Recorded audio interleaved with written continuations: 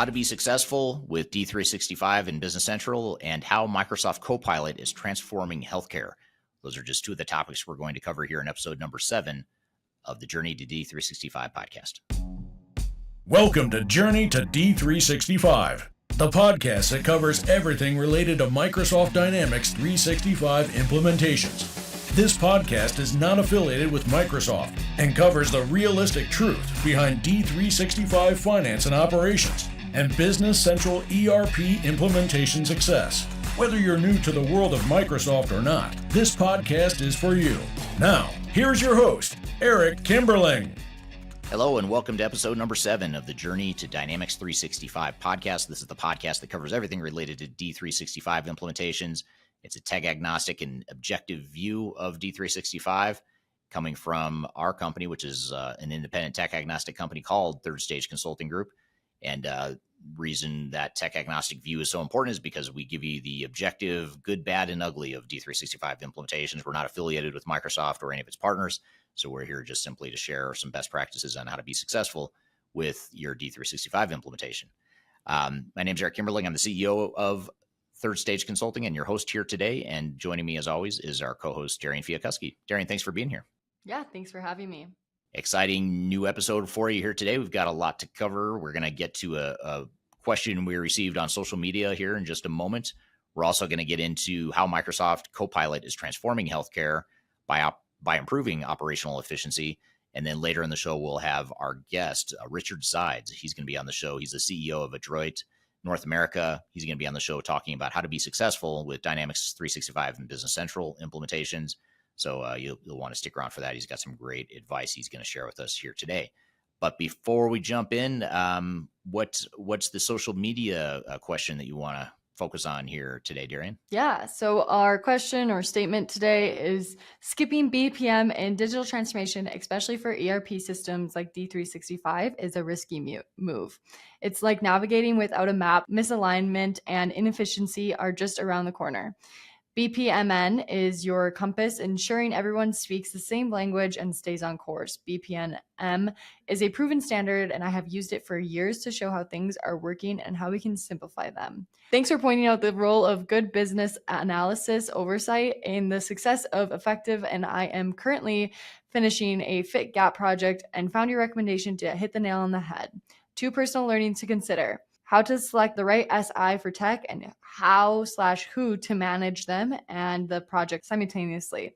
So what are your thoughts on, those 2 things to consider at the end there, Eric? Well, I think starting with BPM, which is business process management, I agree with the comment that if you don't focus on business process management up front, early in the project, ideally during your planning phase of your implementation, before you bring on the reseller and the technical implementation resources, before you start building software, before you start just doing stuff from a technology perspective, you want to do that BPM process management piece of things early on, because that really serves as your blueprint and foundation and roadmap for how you're going to deploy D365. D365, it's amazing how much flexibility the product suite has. And if you don't have a clear sense of what you want your processes to be and what you want to be when you grow up, what's going to happen is you're inevitably going to be faced with a ton of decisions that you have to make as an organization, and you're not going to have answers to those decisions while the technical resources are trying to build the software. And, they'll come to you and say, well, there's 5 different ways we could configure this simple workflow. And then, it turns into sort of a back and forth of, client then says, well, tell us, you're the expert in this. Tell us how the software works. And they'll say, well, the software works however you want it to work. It's a very flexible product. And you go back and forth and you end up wasting a lot of time and money because the meter's running and you're paying for that time that you're trying to make decisions. Your technical consultants are still billing you by the hour, even if you aren't ready, even if you haven't made these decisions. So while you're making decisions, while it's taking you all this time to make decisions, they are billing you. And that's how these projects get out of control with budgets and timelines and whatnot. And so if you move that activity up front before the technical resources are on site, and you start to define, at least at the high level down to the mid level of detail within your operations, define what you want your processes to be and how you want information to flow, and then bring in the technical resources to help you figure out how you're going to do that using D365. If you bring them in with a blank slate, it's usually a disaster because you just have no direction. You waste a lot of time and money. You're not aligned. You end up with the path of least resistance oftentimes, which is you end up just configuring the software to do what you've always done because you can't get consensus on what the new process should be. So if you want to avoid all that stuff, I would do the BPM up front. I totally agree with this person who says that. The other part of it, the SI, finding the right system integrator or partner, technical implementation partner, and then also finding that right person to help manage them. That is super critical because you need both. You need the D365 expertise, the technical expertise, but the D365 ecosystem, generally speaking, is a broad generalization, is not very good at overall program management. They're not good at project management. They're not good at change management. They're not good at process improvements. They are good at building D365, designing, configuring, and testing the software, but that's only one work stream that you need to address. So you need to make sure that, yes, you find the right partner that can do that technical stuff, but you also need someone who can manage that SI and connect the dots with what the system integrator does or the reseller does, connect the dots with the business side of things, which includes the process improvement, the program management, the change management, and all that good stuff. For sure. That makes sense. But I'm excited to get into the newsworthy article of the day, which is about Microsoft Copilot and how it's transforming healthcare. So this article today is about, like I said, how Microsoft Copilot is transforming healthcare, but it's doing this by improving operational efficiency, enhancing care team coordination, and leveraging AI for better patient outcomes. Microsoft Copilot, integrated into tools like Microsoft Teams, Azure AI, helps healthcare managers streamline tasks, facilities secure, and efficient communication among care teams. And this also provides advanced AI-driven insights into patient data. This unified approach enables healthcare organizations to optimize their data usage, leading to improved decision-making and patient care.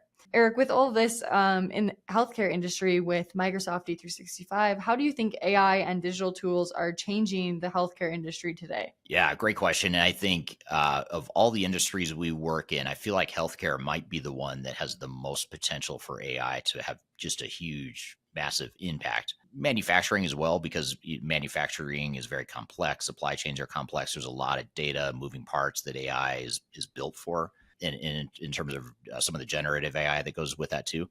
But if you look at healthcare, same thing, lots of complexity, a lot of moving parts, a lot of human blind spots or human imperfections that could, in some cases, lead to life or death.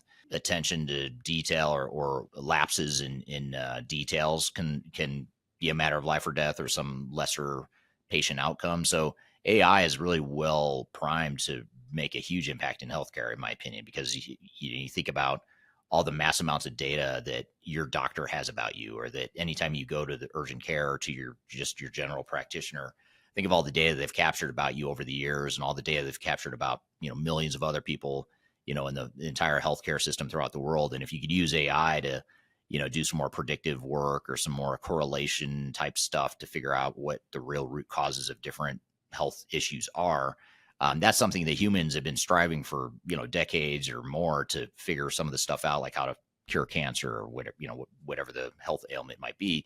AI may not cure cancer right away or in the short term, but I would feel a lot more optimistic about AI maybe getting to the root of what's causing cancer and helping us understand our own behaviors and outcomes and things like that. So I think AI is going to have a massive impact in healthcare, if you ask me. My only concern is some of the privacy laws and how that affects AI adoption within healthcare, because like in the US, for example, where you and I are based, there's these HIPAA laws, these HIPAA privacy laws that went into effect, I think in the 1990s, and it really limits what hospitals can do and what they can share about you outside of their four walls. So I don't know how AI is going to fit in there. I imagine there's some legal issues that need to get sorted through in the court system over the coming years, but that's my only concern really or my biggest concern with adoption within healthcare is just the data privacy piece of it, which is a big concern worldwide, not just in the US.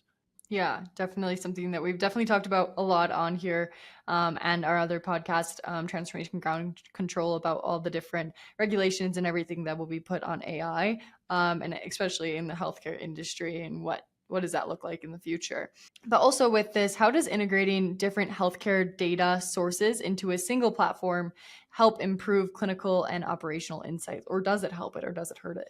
I think it helps it because, you think about health professionals and doctors and nurses and assistants and things like that, people that are there to help people and people help solve problems that people have in their health journeys. They're not there, and they shouldn't be there to be scrambling to find data and to enter tons of data and to manipulate data. So the more time you can have health experts focusing on health and less time on technology and manually trying to figure out what they're going to do with the data, I think that just bodes well for some of the outcomes you would expect to see from the healthcare system. Yeah. And does this also kind of tied into unified data analytics in a way as well? Like, would there be benefits to having unified data in healthcare?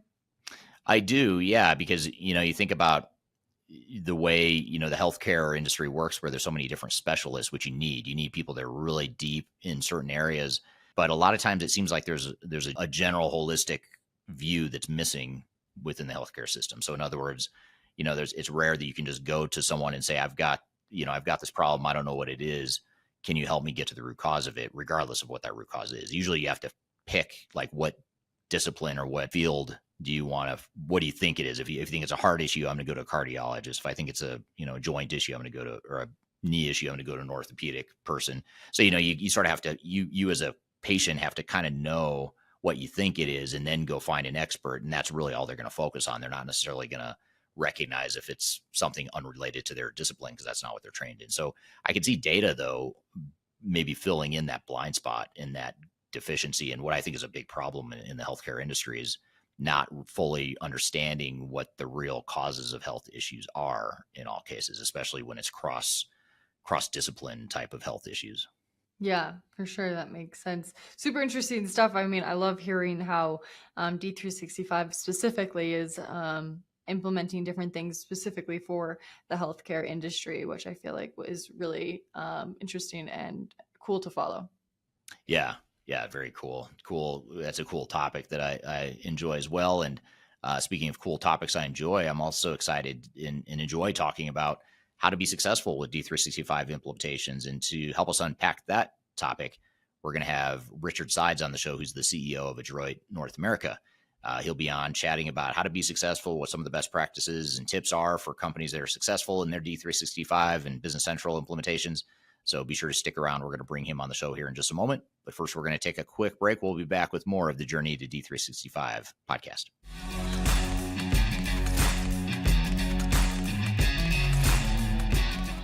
I recently published my first book. It's called The Final Countdown: Strategies to Reach the Third Stage of Digital Transformation.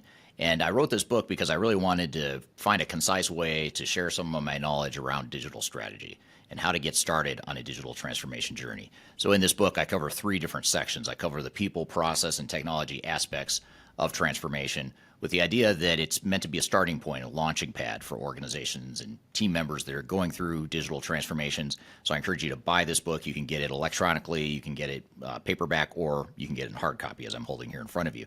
You can get it by going to thefinalcountdown.com.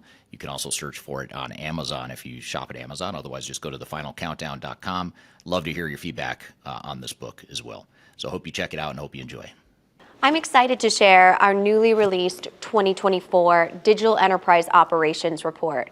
This free download is available on the Third Stage website at thirdstage-consulting.com. This report is truly packed full of technology-independent and agnostic insights for your project to ensure that you're strategically optimized for success. Download your copy today with the QR code in front of me, or visit our website for more details.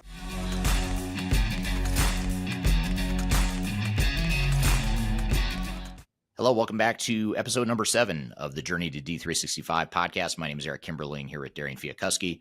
You can find episodes of this show by going to journey2d365.com. You can also subscribe to the podcast on whichever platform you prefer at journeytod365.com. And the show is sponsored by Third Stage Consulting, which is an independent consulting firm that helps clients throughout the world with their D365 implementations, as well as their non-Microsoft digital transformations as well. So I'm excited for our next guest. Richard Sides is the CEO of Adroit North America, which is a Microsoft D365 partner. And he's going to be here with us chatting about how to be successful with the D365 implementation. So Richard, thanks for being here today. Hey, it's a pleasure, Eric. So we've known each other and kind of run in this space here for some time now, but tell me a little bit about, for those that don't know you, tell me about yourself and about your company, Adroit North America as well, please. Sure. Yeah. So I've been in the food industry in a variety of ways for, 30 plus years, all of it in some kind of technology role. So I started out with Kraft, did a lot of plant floor systems work, built out a whole inventory control system for Oscar Mayer and rolled that across their major plants, and finished up with an ERP implementation at their Capri Sun plant. So that was kind of like my indoctrination. After that Capri Sun plant, I never really left ERP after that. So Right. went into consulting, did a stint with, today you know them as RSM, but back in the day it was McGladrey and Pullen. So I learned how to do system selections and process improvement and that kind of stuff. And then went actually worked for a client as a CIO or head of systems for $200 million food company, and rolled out a whole standardized approach across all 9 plants. So that was like really good. And then I got, on the industry side in terms of sitting in the seat, making the decisions and having to drive value.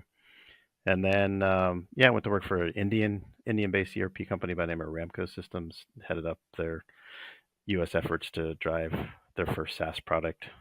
And then went to work into the ERP selection space for a number of years and really kind of got to see all angles of it. And then 4 years ago, started up Adroit North America, and we became a Microsoft partner and a big partner with Appian, which is a food and beverage solution provider based on Business Central. So we've been doing that for quite a while. And then lastly, hardware. So we have another company where we sell mobility solutions like scanners and printers and scales and things like that. So it's been a ride. Yeah, very cool. It seems as though ERP and IT is sort of like the mafia. Once you're in, you just can't get out. Yeah. Because I have the same thing. I had no desire to be in the ERP space, and yet here I am loving it now, 25 years later. So either I got brainwashed or I just learned to sort of love it along the way. I'm not sure which, but yeah, it's kind of cool in my role because it's a combination of entrepreneurship, right? Growing and building a company along with, the solutions that we provide. So that gives me a lot of diversity of thought, so to speak, and lets me sort of take a broader view in terms of how can I be of value to an industry.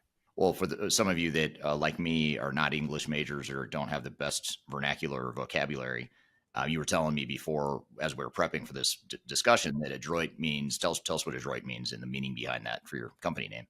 Yeah, so it means to do something well. So like, for example, you, Eric, are an Adroit consultant. You're a good consultant, right? So an Adroit. So this means to do something well. And the idea was try to find, we must have gone through 300 possible words trying to come up with the right word for the company. And we just settled in on that. I was just looking for something that was like a single name that people would remember. So that's where Adroit comes from. Yeah, very cool. I learned something new every day, not just about ERP, by the way. It's also about the English language too, which I did not know that. But so just to start though, with these clients you're working with now at Adroit, and even before, when you're doing the independent consulting work, what types of clients do you see moving to the D365 platform, in particular Business Central, because that's where you focus your efforts here at Adroit? But what's the profile, or is there an average profile of a typical client that moves to BC? Yeah, maybe why don't I just start a little bit and just talk a little bit about the Dynamics 365 and just sort of expand a little bit on what these pieces are, because it's relevant to like what companies settle in where, right? So Microsoft branded kind of their whole business system portfolio under the Dynamics 365 name. So it creates confusion because people say, I'm going to D365, but within D365, the basic ERP, which we're going to be talking about today, is Business Central, which is geared more towards mid-market meaning up to like, say, $1 billion. So it can take on quite a healthy company in Business Central. But then above that, Microsoft has a series of solutions that are tightly integrated together, including finance, project operations, supply chain, CRM, which they call sales now, field operations, right? So they have this portfolio of solutions that you kind of decide like which pieces you need for your business, and you pull them together into a solution, right? So Business Central came out of historically what was known as Navision, which is a solution that was built in Europe, and then Microsoft purchased them and brought it into the Microsoft portfolio, and then they re-architected this whole thing into the cloud. Ultimately, there's like 400,000 companies that are running either Nav, which is the legacy app, or Business Central. And of those 400,000, the bulk of them are mid-market companies, either in manufacturing or like a distribution business, and lately even more so project-oriented businesses. So it was interesting as Microsoft just came out with integration into the field operations, which is all originally kind of built out for the larger solution set, right? So they integrated Business Central into field operations. They just announced that as an example. So Microsoft's starting to blur the lines a bit in terms of, right, so you start with sort of the core ERP. It looks like their direction, I'm not speaking for Microsoft, but it looks like their direction is you've got like a core for mid-market with an opportunity to extend into some of these other solutions within the D365 solution set. Or you can kind of start with like the all-in F&O when you're a much larger company. So I don't know if that's sort of a long answer to your question, but the big answer, I guess, is it depends. So, yeah. What do you do in cases where you've got, like, say it's around $1 billion company and they're sort of on the fence between F&O and Business Central? What are some of the criteria you look for, your team looks for to say, hey, yeah, this is going to be a better fit for BC versus F&O? Yeah, so within Adroit, we focus in on food and beverage specifically. So like 90 plus % of the accounts that we do are tied into food processing, food distribution. And there's some options there. So one of the great things about Business Central is there's an app source. So similar to like for your phone, you've got like an app store that you can download apps on your phone. Microsoft has built out really a community within Business Central where folks companies can build extensions, right? So if you have limitations in a particular area, you can go out and you can find an extension and download that into the Business Central. And it's a pretty novel architecture. We could have a whole podcast just on the architecture in terms of how they do this, but it's not interfaced. It's literally integrated in at the object level. So like the extensions really operate truly as an extension of Business Central. So for example, we're a huge partner with Appian, which has built out a ton of food and beverage capabilities for Business Central, and they went to market with what they called Appian F&B ERP. But Appian F&B ERP is really a bundle of extensions that deploy on top of Business Central. So when we get into $1 billion company in food, we're for sure reaching out to Appian so that we can extend into the Appian portfolio to take on like that $1 billion plus company. That's how we handle it. And there's some middle ground in there too, where maybe on the opposite end, right? So there's a smaller business that has some specific needs. So we have some other partnerships with like InsightWorks and some other point capabilities where we'll take those extensions and sort of plug the gap. Because it's a big jump, right, from Business Central up to F&O. You have to have a lot of resources to deploy that. And I would argue it's at least $1 billion. Typically, we're at, for me, I would take a food company without the Appian solution set. And that's just sort of a general problem, right? Is across the spectrum is how do you take industry specific functionality and make it accessible within sort of a generic ERP solution set. So that's how we handle it. So we have extension modes and with our partnerships with Appian, InsightWorks, and others. Yeah, interesting. So speaking of Appian, and it sort of triggered this thought around some of the ISVs, the third-party providers that are building capabilities on top of the core D365 product. What can you tell us about that whole ecosystem, or maybe things to consider for organizations that maybe they're looking at Business Central or even F&O, but they're not quite seeing the exact fit they're looking for in terms of the industry they're in, or certain capabilities that they just aren't seeing within the core product? How do you, what should they be thinking about when they think about some of the third-party applications and bolt-ons or extensions of the product, as you mentioned? Yeah, so Microsoft has like a vetting process that they do in terms of you're supposed to like submit the stuff and get it sort of validated by Microsoft in terms of the interoperability with the software. But that being said, right, there's the fly-by-night operation in another country. that might be a couple of engineers that put something together and put it out on the app source, right? Versus a deep player with a lot, right? So if you're gonna go the extension route, you really need to evaluate the company behind the extension as well as the capabilities of the extension and how critical is it to your business, right? If it's a tangential thing, no big deal, right? There's probably somebody else that if that thing goes belly up, right? And that's why again we've settled in our partnerships with really deep known players like Appian and InsightWorks, where they've got, in Appian's case, thousands of people working for them, or in InsightWorks, hundreds of people working for them, right? It's just to make sure you've got the depth of the organization that the thing is going to be around for a while. But all those extensions are like ADP, like for integration to payroll, or Stripe is a common one. So like we have like a Stripe extension that we use. So they're specifically into like payment portal cut types of stuff, or built in is Shopify has a built-in extension to Business Central, because Microsoft and Shopify partnered, so you could just literally just do all that integration turnkey right through the configuration screens inside Business Central. But say if you want to go to BigCommerce, there's going to be extensions out there to integrate the BigCommerce solution, as an example. I'm here with Richard Sides. We're talking about how to be successful with D365 implementations. We've got a lot more to cover, but first we're going to take a quick break. We'll be back with more of the Journey to D365 podcast.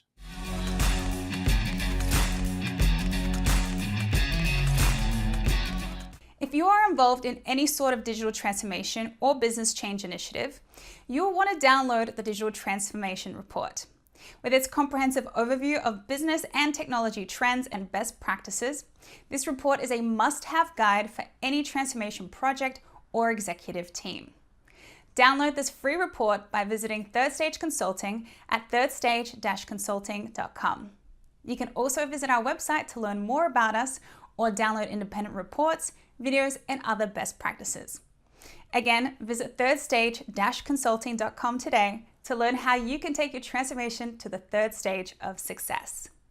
Are you looking for ways to promote your product or service to enterprise technology decision makers and influencers throughout the world, like the ones who listen to this podcast?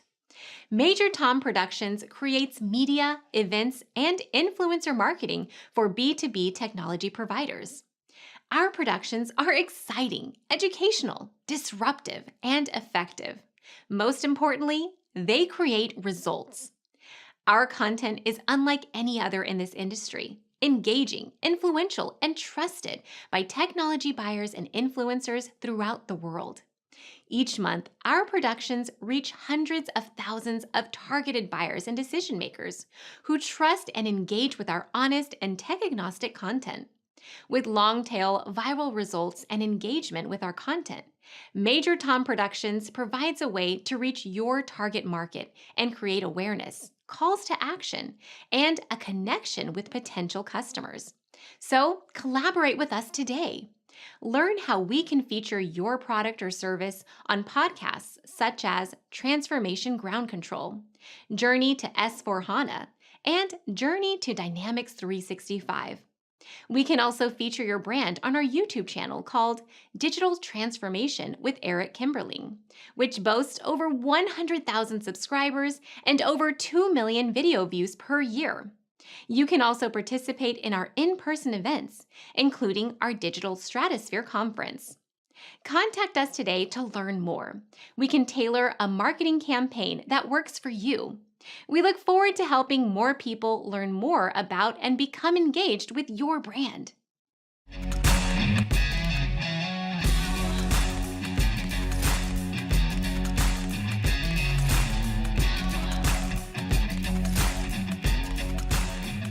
Hello, welcome back to the Journey to D365 podcast. My name is Eric Kimberling here at Darian Fiakuski. You can find new episodes of the show at journey2d365.com, and the show is sponsored by Third Stage Consulting. So if you ever need help with your D365 journey, whether it's the strategy and planning side of it or the negotiation side or the implementation, please reach out to us. It's something we can help you with. So thirdstage-consulting.com is the name of, or is the website you can find more info. And speaking of more info, we're here in the midst of a conversation with Richard Sides. We're talking about how to be successful with your D365 implementation. Now, what about VARs as well, the resellers? You've got a lot of you guys are not a huge, massive team with thousands and thousands of people throughout the world, but you're a good size. I consider you like a mid-level or mid-tier provider on the implementation side, but you also have a lot of like really small 1 and 2 and 3 man or woman shops that are out there selling Microsoft, and it feels like Microsoft doesn't have quite as much of a handle on the ecosystem, at least as it relates to the services side. So how do you, first of all, do you agree with that? And second of all, how do you recommend that customers navigate that and find the right VAR, reseller, or partner to help them with the implementation?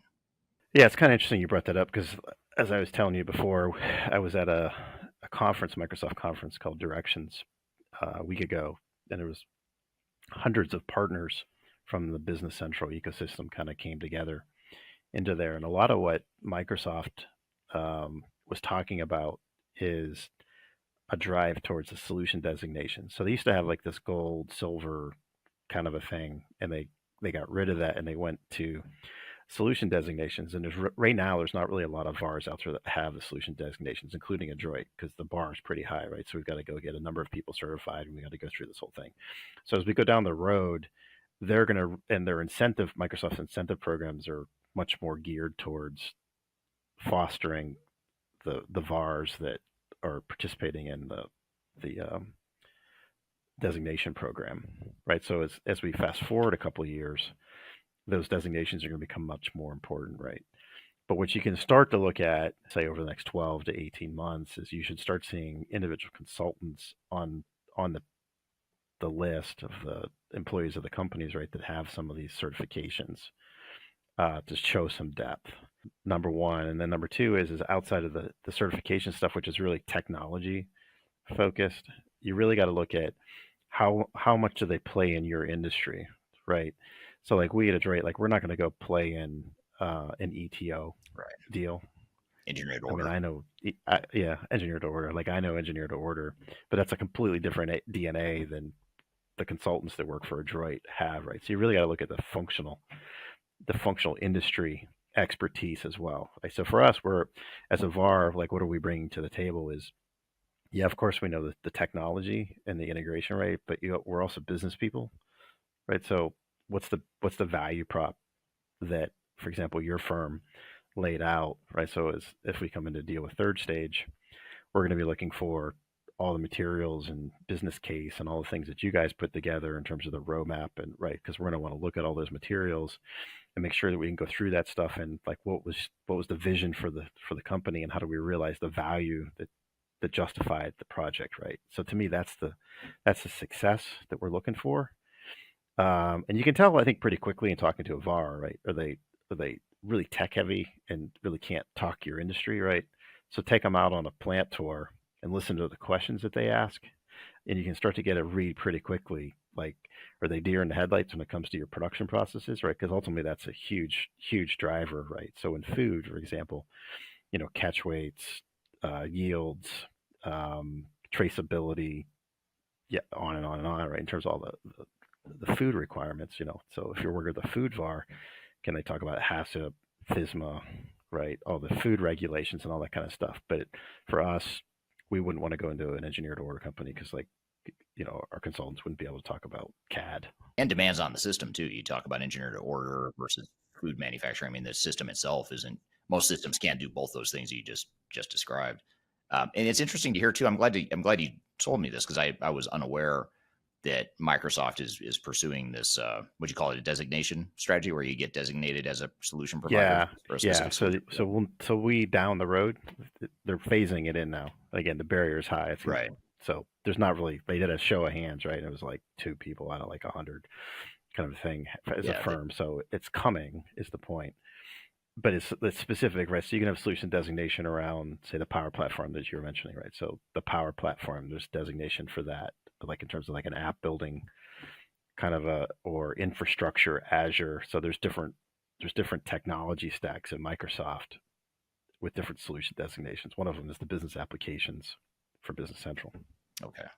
There's another one that they're going to do for development. Okay. Very cool.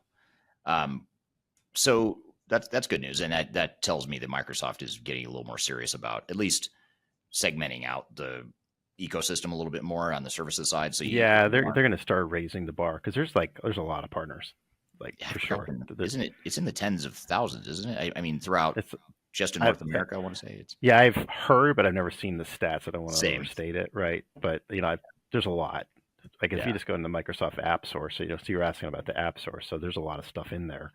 You got to be careful. You got to really do your homework a little bit just to make sure that they're solid players, which is, that's important. Yeah, for sure. On the flip side, what's kind of cool is, it's actually really cool, is just this ecosystem has really fostered a lot of innovation. Yeah. In the Microsoft space that you don't get into like a more closed environment, right? So this app source is like a tremendous amount of like really cool stuff, and especially with like the artificial intelligence. Like I'm just really excited to see like where the partner network takes us. So like on the Power Platform, Microsoft has come out with Copilot Studio. So Copilot is Microsoft's artificial intelligence play, which is built on top of what is ChatGPT, which is OpenAI, right? So it feeds into the engine that's Copilot, and they're adopting all this in. So like that innovation's just getting started, right? So like they're really working to like put the tools into the partners' hands to really go out and create innovative solutions for the client base. So while yes, there's a lot there, it's a double-edged sword, right? Because it's really fostering. It's super capitalistic. In the Microsoft, there's just a lot of competition among the players. Mm-hmm. Total free market approach. It's a total free market approach. Yeah, which maybe we want a little less free once we get accomplished, right? Right, right. Well, you just have to know that you're dealing with a laissez-faire free market system right now, where you've got to do your own vetting. Just because someone's a VAR and has the Microsoft reseller stamp of approval on their website doesn't mean they're good at what they do, or to your point, doesn't mean they're good at doing what you need within your industry, within your organization. So just vetting it out is for sure. The best way to mitigate that. What do you see as the main pros and cons of Business Central? So organizations that are implementing, I suspect you think there's a lot of pros, otherwise you wouldn't have hitched your wagon on the Business Central product. But what would you say the main strengths or the main weaknesses are that organizations should consider?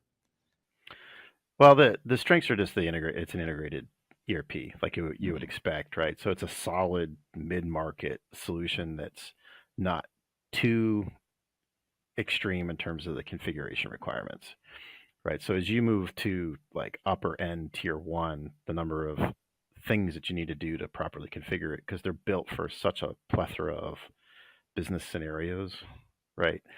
So like on one end, if you try to go and you implement something like QuickBooks, right, that's like no flexibility, really limited functional footprint. Like that's an extreme example, right? Yeah. But on the other hand, if you're trying to implement, say, like SAP or something like that, just the number of switches that you've got to throw to get it configured to run in your business, there's a lot there, right? So whereas in Business Central, maybe you're making, say, 500 business decisions in terms of the configuration of the solution, you get up into the upper end, you may be making 1,500, 2,000, right? Right. So the challenge with those upper end solutions then is you need multiple consultants representing different areas of it, right? So you'll end up with a team of 6 or 8 people coming in to do a configuration, whereas we're coming in with a finance person, an operations person, and maybe a plant floor person, right? So we're coming in with a much smaller team, so it's more implementable. On the flip side, from a cons perspective, like we were talking about some of the other apps that are in the D365, well, Microsoft hasn't fully integrated all those into Business Central yet. So like they just recently came out with field operations.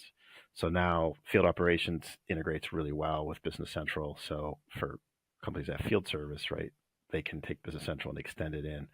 But some of the other ones like project operations. So if you have like a really deep, say like construction business or something with like really deep bills of materials and stuff, right, you're probably not going to go with Business Central because it's just not going to be a good fit.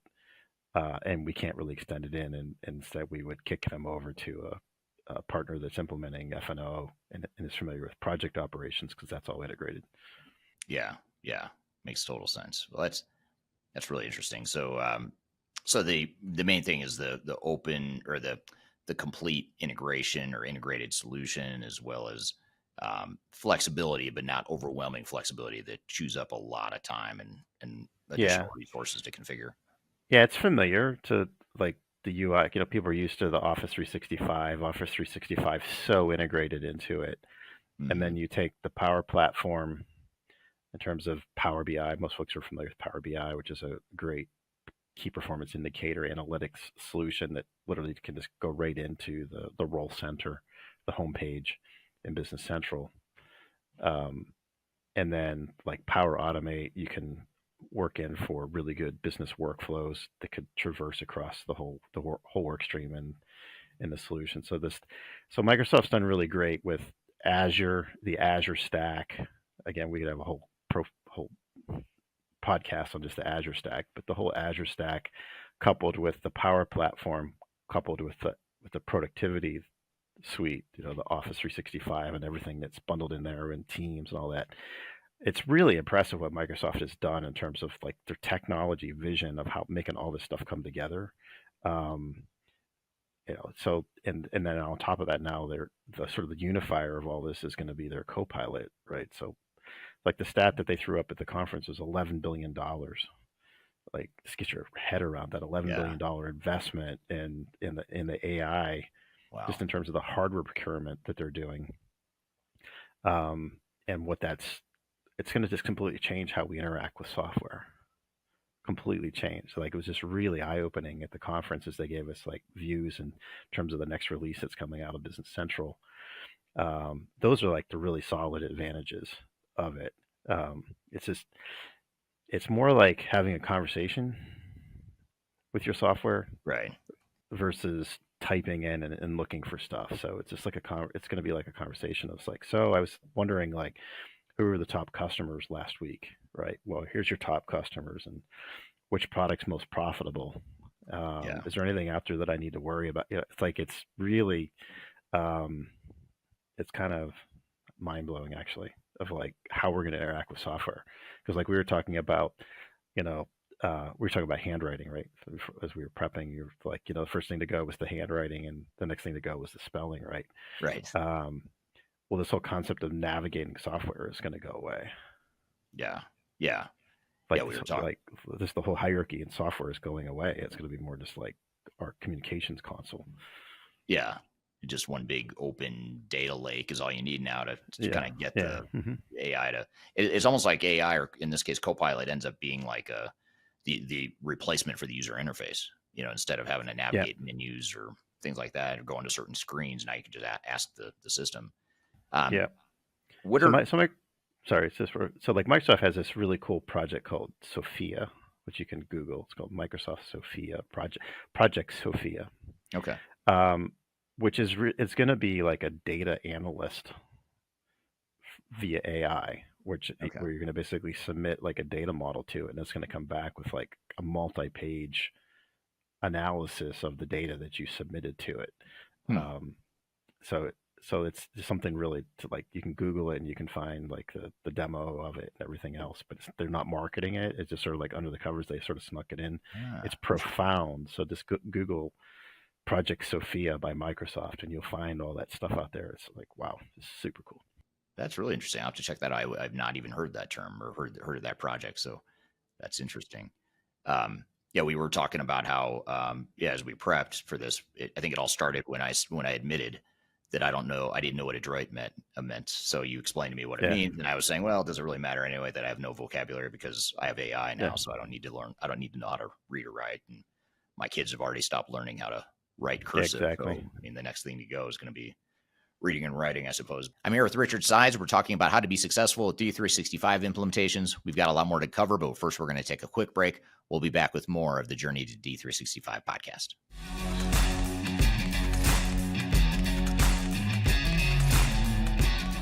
I'm excited to share our newly released 2024 Digital Enterprise Operations Report. This free download is available on the Third Stage website at thirdstage-consulting.com. This report is truly packed full of technology-independent and agnostic insights for your project to ensure that you're strategically optimized for success. Download your copy today with the QR code in front of me, or visit our website for more details. Hi, this is Eric Kimberling with Third Stage Consulting and your host of Transformation Ground Control.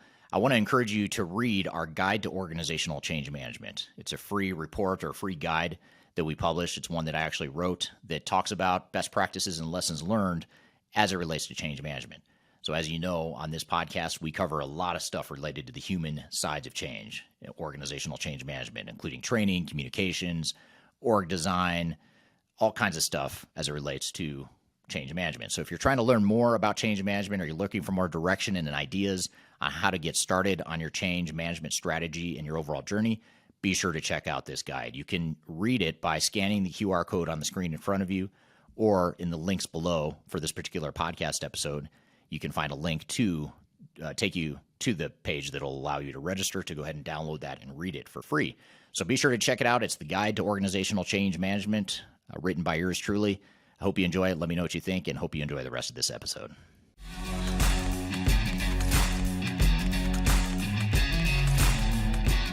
Hello, welcome back to the Journey to D365 podcast. My name is Eric Kimberling here at Darian Fiakuski. You can find new episodes of the show at journey2d365.com, and the show is sponsored by Third Stage Consulting. So if you ever need help with your D365 journey, whether it's the strategy and planning side of it or the negotiation side or the implementation, please reach out to us. It's something we can help you with. So thirdstage-consulting.com is the name of, or is the website you can find more info. And speaking of more info, we're here in the midst of a conversation with Richard Sides. We're talking about how to be successful with your D365 implementation. Speaking of Copilot, what are some other ways that you're seeing organizations take advantage of Copilot now? I know there's a lot of potential that none of us, I don't think, have really gotten our heads around the possibilities. But as far as like just what's going on right now, is it more of like user interface, conversational sort of thing, or do you see people stepping into other more advanced usage of Copilot? I'll give you some different use cases. So in Copilot for Office 365, right? So you can put Copilot into your Teams solution and basically turn on the listener and basically what it's going to do is it's going to listen to the whole conversation that you're having within the meeting and have based on the different voices, ascribe names to the different voices, etc. And it's going to basically recap the whole meeting for you in a report. These are the key action items. These are the follow-ups. These are the key points that were made. So like it's basically going to become like sort of like the note taker for the meeting. So that's like one use case. Then in Copilot for sales, as the salesperson's on the sales call, it's recommending things to bring up based on the conversation that you're having. So it could be, hey, bring up product XYZ, which may be complementary to the problem that you're trying to solve. That's pretty cool. So just sort of like down that rabbit hole of like just sales support in terms of real-time conversations that you're having. Kind of creating that Amazon experience almost. I mean, that's sort of like what Amazon has done for 20 years or 30 years. Yeah. It's now putting that similar mindset and tool set into a salesperson's hands, which is really cool. Yeah, exactly. And then like bank recs, they're just really applying intelligence to, which has always been like just a miserable experience of like, how do you, right, when you get payments that are consolidating 4 or 5 invoices and partial payments and all this kind of stuff, and how do you consolidate that? So yeah, they put a nice Copilot assist on the bank recs. They've set it up using visual.ai, which is the visual aspect of Copilot. So you can submit a picture and it'll write the product description for you. That populates right into the item description, right? So if you got like a whole series of artwork and stuff, right? So just in terms of that integration into your e-commerce engine, et cetera, right? So that item description is like kind of another use case. And then lastly, was like what I was talking about is it's becoming the next rev of Business Central that's coming out, the next major release. That conversational aspect is it's going to be there. Like it's like you can go now and you can set up a test company in the environment and actually run that Copilot Q&A experience. but it's all pretty new, right? I mean, so like the actual adoption in this industry is way behind. And what I heard at the conference is that they're actually sort of slow walking a lot of this stuff because the rate of innovation is far outstripping the market's ability to consume it. And so like we have a challenge at Adroit, right, in terms of like we got to bring our consultants along in terms of how to train and implement, right? And so the pace of change is far outstripping the human race's ability to consume it at this point. We're all experiencing it every day. So Yeah. Yeah. Super interesting. I mean, it's fun to think about the possibilities, but it's also overwhelming too. And I think that's where organizations are sort of in this, not an all or nothing mindset, but it's just sort of like, how do you take all these grand visions of what could be? How do you get started beyond the conversational piece? I think the conversational piece alone could be a big game changer for a lot of organizations, but there's so much more than that they could be doing too. yep. So what do you see as the biggest risks of deploying D365? What are some of the biggest challenges that you see your customers running into along the way? It's the same thing as any ERP, right? So it's like, do you have good product sponsorship? And I wrote a blog on this in my LinkedIn, but like one of what I see is like one of the most likely indicators of success or failure is the degree with which the CEO is involved in the engagement. Hmm. Obviously, as you go up and up in size, that may move down to like EVP level or whatever. But you need like a really serious senior executive that's like actively involved in the day to day. That dramatically improves success. But if you don't have that, we've all had those projects where you don't have good senior leadership, and it tends to show up late in the engagement, not early, but tends to show up late as issues start to arise, and an inability to either get the issues solved or an overreaction to them due to lack of engagement through the cycle, right? So CEO or senior executive involvement is huge with a strong steering team. Master data is like another big one. Like that's like automatic. So we were talking about engineer to order. Well, engineer to order companies are famous for all those models for bill of materials, and like as I say, we want to go implement a configurator, and it's just this whole long data slog that they have to get through. So master data is huge. As you look at the footprint, like the system's footprint, how many interfaces are there? Yeah, Business Central's got great APIs. It's got 45 APIs, which basically is a hook into the ERP solution that runs the interface through the data logic, the business rules of the system, but at the same time gives you the flexibility to pull stuff in from the outside. So there's great APIs and stuff, but the more that you're dealing with an external system, the more complexity you have. So things that always get us historically through the ERP, I'm sort of preaching the choir here, but senior sponsorship, master data, interfaces, and then the last one is we kind of touched on is this flexibility aspect, because Business Central's got great code extensions. Like we literally can develop applications within the Business Central platform. So it's nice. We got the flexibility. We can fight our way out of anything, right? But it's like we got to really look at it in terms of, is this a business differentiating enhancement that we want to do, or is it just because the way we've always done it? And I'm a huge believer in enabling business differentiated stuff via custom, right? Because you want to protect the DNA of the company and all that kind of stuff. But the flip side, if we're doing enhancements in AP, that's like, what are we doing? Right, exactly. Yeah, just because you can change it doesn't mean you should. And I think that's the big challenge with Dynamics 365. It's mostly a strength, to be sure, but it's also there is a requires good governance. Yeah, it requires good governance with it. And again, I can't even tell you how the AI aspect of things is going to affect deployments. I have no idea. It's a whole new world for us. Yeah, same. We're still trying to figure that out alongside the rest of the industry for sure. Yeah, that's super interesting. So when you're working with customers and you talk about the flexibility of the product, is there a way that you could sort of quantify or subjectively quantify like what percentage standardization sort of out of the box capabilities that the customers are using versus the extensions or the customizations that they're doing on top of it? Like, is it 80-20 or 60-40, or how would you sort of just rough order of magnitude quantify that mix? I would put it 85%. Yeah. It's sort of standard out of the box. Yeah. Okay. Yeah, it's pretty high. Again, in in food and beverage, there's very specific drivers there that will pull in with an extension. But for a typical mid-market manufacturing company, 85+% we should be able to cover with the core Business Central. I mean, it includes like a basic CRM. It's been built to cover the vast majority of the requirements for mid-market. Yeah, makes total sense. So what closing advice would you have for organizations and project teams that are about to start on their D365 journeys? What are those sort of first steps or top takeaways that you leave them with here today? I'd start with core values, actually. And one of Adroit's core values is humility.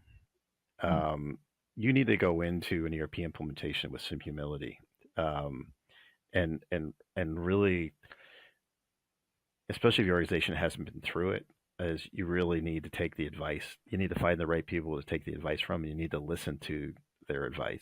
So go in as do we. We at Adroit, we're not going to go in with a presupposition that we know everything about our client's business, right? That's their world. Right. So humility, and is this really like, are we really committed to this project? And if you're really committed to it, you need to make sure that you've got people backfilled into roles, that you got the right bandwidth to be able to truly dedicate to it, and a willingness to see it through, right? So like, what's the compelling reason behind doing this, right? Sometimes it's burning platform, sometimes it's massive growth of the business, sometimes it's the business itself has changed.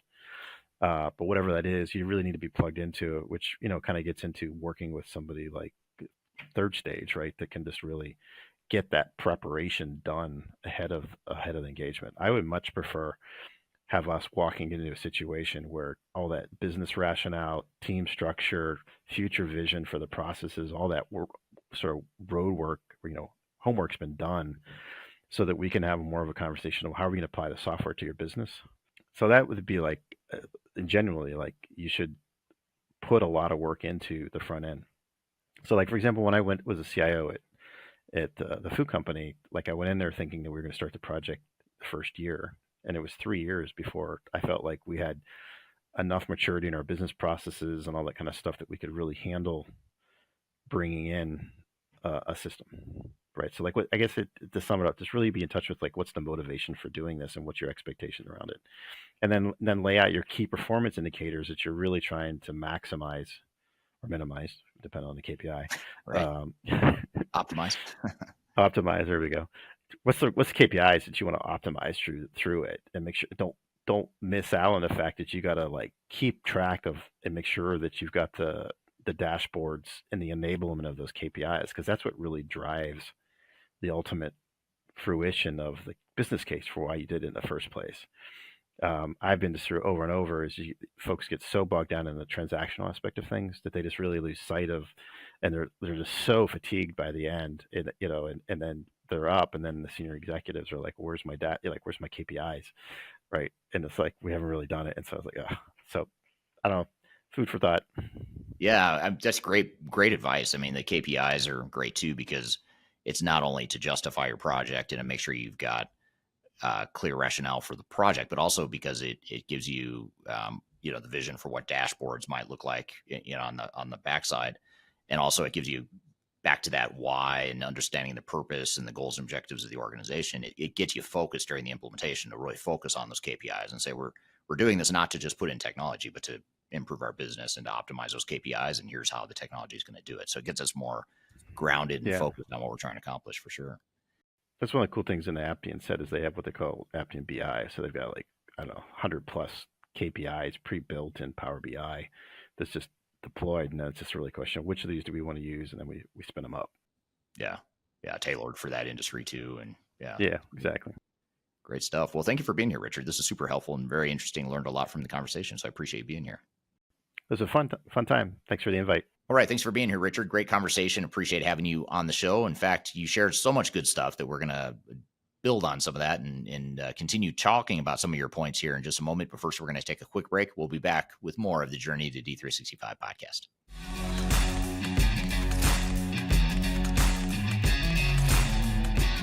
Hi, this is Eric Kimberling with Third Stage Consulting, and I want to invite you to join our annual tech agnostic conference called Digital Stratosphere.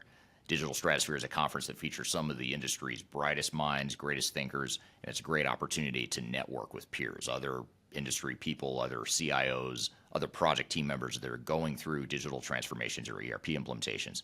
We've got a great lineup of speakers this year. It's a 3-day event, a lot of great entertainment, networking opportunities. I'll be there as one of the keynote speakers, along with some of my favorite speakers in the industry as well, both within Third Stage Consulting, but also outside the company as well. So I encourage you to check it out and learn more. You can go to stratosphere2024.com to learn more about the event. You can see the agenda, the way it's shaping up, and you can see some of the past testimonials of people that have attended. And the event is October 2nd through the 4th, 2024. It's going to be based in Denver, Colorado, downtown Denver, beautiful downtown Denver in the fall, which is a great time to visit Denver if you haven't been. Again, stratosphere2024.com. Check out the agenda. Check out our early bird pricing for passes. And the other beautiful things, if you can't be here in person in Denver, which we hope you can, but if you can't, you can also join remotely as well. We have virtual passes available as well, so you're able to join from wherever in the world you might want to join from. So stratosphere2024.com, check it out, and I hope to see you there. The last thing you want to have happen is for your digital transformation to end up in court. I've been doing this for 20 years and I have seen everything. My name is Marcus Harris. I'm a software and technology attorney focusing my practice on drafting and negotiating software-related contracts and litigating software disputes across the country. Feel free to reach out to us at taftlaw.com. We'd love to talk to you about the litigation process and what you can expect.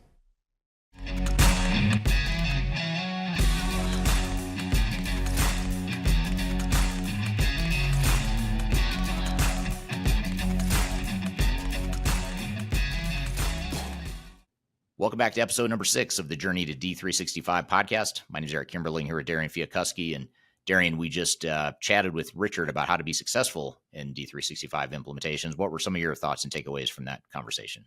Yeah, I mean, super great advice, but I think specifically great advice for the food and beverage companies, that he really has a lot of, depth and knowledge in that area. So I feel like there was a lot of good, tips for every company, but especially for that industry specifically. So one thing I wanted to kind of talk about and wrap up some loose ends here is, can you elaborate on the criteria of businesses should consider when selecting a suitable ERP partner for implementing Business Central, especially in niche food or niche industries like food and beverage? Yeah, well, I think first is having that niche experience within food and beverage, because there's so many unique aspects of food and beverage, including regulatory types of things, traceability, being able to trace if there's a recall, you want to know what you're recalling and what the raw material is that might be the source of the problem, and knowing where that raw material was used, or that raw material from that one supplier that's causing the issue. So that helps you sort of isolate the, and understand where and what you need to recall. And then there's obviously, the big thing that a lot of times people don't fully understand, especially if you're not in the food and beverage space, or if you're not implementing ERP systems within food and beverage, is that you also have to look at the software you use too, because there's a difference between process and discrete manufacturing. And food manufacturers are process manufacturers. Discrete manufacturing would be like if I am building, an iPhone. This is discrete manufacturing because there's physical parts and it's very clear, it's 1 unit or 2 units of different things that go in to make one final iPhone. With food, though, it's different because it's volume based, and you have different units of measure. So you might have like ounces of liquids that you're consolidating into a recipe and manufacturing something that then puts into 1 unit of a can or whatever it is. So that transition from ounces to discrete units of measure, that confuses ERP systems, or a lot of ERP systems. So you need to know you have a system that can handle that piece of it too. So when you think about all this stuff, I mean, there's a lot of things that go into food manufacturing, beverage manufacturing. And then, I guess a final one that I'll mention, a big one, is the limited shelf life of food. It's different than my iPhone. My iPhone can sit on a shelf for a year and it's probably okay, other than the fact that it's going to be obsolete in a year, but it's not going to spoil. It's not going to get bad like a lot of food would. So, for that reason, distribution of food and timeliness of food production and distribution is so critical, much more so than other manufacturing environments. Yeah, that makes sense. How does Business Central then accommodate for customization for specific industry needs then? And what level of integration is possible with third-party systems?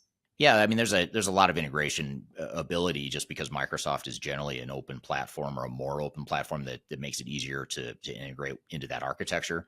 So there's a lot of good integration tools that allow you to integrate third party systems, and then of course you've got the Microsoft Dynamics based systems through their ISVs. You know, their partners that create industry specific versions of D365 for that industry, but it's still built on the D365 platform. So it's still, Microsoft is still D365. It's just been tailored for a specific industry. So there's a lot of options you have, much more so than a lot of ERP software vendor ecosystems outside of Microsoft. That's one of their advantages. Yeah, for sure. That makes sense. And last question here, what recommendations do you have for businesses that are regarding like training and change management strategies to maximize user adoption and ROI post implementation D365? Well, the big thing is to take the time to measure and optimize. You know, a lot of times organizations just rush through the implementation, and once things are okay or good enough, they move on and go back to their day jobs, or they go on to the next phase of the project, you know, the next location or the next business unit that's rolling out within the project. But what I'd say is if you can spend just a little bit of extra time and money, and it's very small when you think about the amount of time and money you spent to get to that go live, if you spend incrementally just a tiny amount of time to optimize, you're going to get so much huge bang for your buck out of that. But the problem is, you know, typically timelines are compressed and people are under time pressure. They don't want to deal with having to, you know, optimize. It's, you know, it's good enough if it's working. We didn't, you know, ruin the business or anything. So let's move on and get to the next phase of the project. That's generally the mentality, but that's where strong leadership comes in, where you plan on that from the start. You know, when you're planning for the project, you build that into your plan to say, hey, we're not just going to go live and move on to the next phase. We're going to go live and we might spend 90 days optimizing. You know, it might only take you 30 days to stabilize and get things where it's good enough, but you might spend that extra 60 days to make it 90 days total post go live, to where you're really optimizing. You're getting to the root cause of why, how can we get more out of this investment? How can we ensure that people are more comfortable? How can we ensure that our processes are more fine-tuned? And you don't need to get, you know, 100% of the benefits you expected to get, you know, within those 90 days, but you're going to get a lot closer if you spend that extra time. Because, you know, you hate to say it, but the likelihood of you coming back later after you've moved on from that phase, coming back later and then optimizing, the chances are pretty slim, because usually by the time you get through the entire implementation, you're over budget, you spent too much time, people are tired, leadership's tired of spending money on the project, and they're not, you know, they're oftentimes not going to have the appetite to come back and optimize. So if you can do it along the way, it's going to be a lot more effective and get you a lot more value longer term. Yeah, definitely. That makes sense. I mean, lots of great stuff today. I feel like Richard, he offered a lot of great advice for how to make sure you have a successful implementation with D365. Yeah, absolutely. Good conversation with him, and he shared a lot of good nuggets. So I appreciate having him on the show. I appreciate you co-hosting as always, Darian, and appreciate the audience questions and engagement here. Again, if you want to see past episodes and keep up with future episodes of this podcast, just go to journeytod365.com. You can see and watch the podcast on whichever platform you prefer by going to that aggregate website, journeytod365.com. We'll hope you have a good week, and we will see you in the next episode of Journey to D365. Have a great week and take care. We'll see you soon.